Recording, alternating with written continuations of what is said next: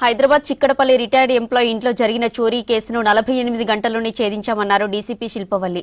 ఇద్దరు నిందితులను అరెస్టు చేసి రిమాండ్కు తరలించామన్నారు.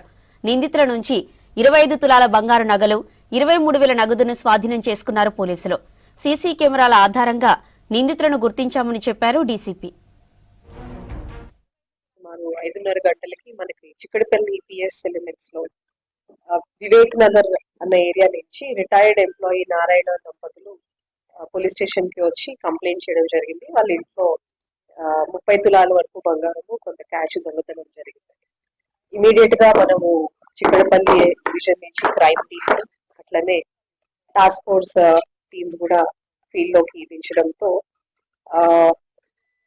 ఈ రోజు morning around 7 o'clock or 8 o'clock మనకి బాగ్లింగపల్లి ఏరియాలో సుందరయ్య పార్క్ దగ్గర ఈ అక్యూజ్డ్ ఇద్దరు కూడాను task force team and Chikkadpally police crime team వాళ్ళకి దొరకడం జరిగింది. వీళ్ళిద్దరు అనుమానాస్పదంగా ఉన్నారని చెప్పి ఆ చుట్టుపక్కల ఉన్నటువంటి జ్యువెలరీ షాప్స్ దగ్గర అటెంప్ట్ చేయడానికి ట్రై చేస్తున్నారు. సస్పిషన్ తో వాళ్ళని వెరిఫై చేస్తే ఈ దొంగతనం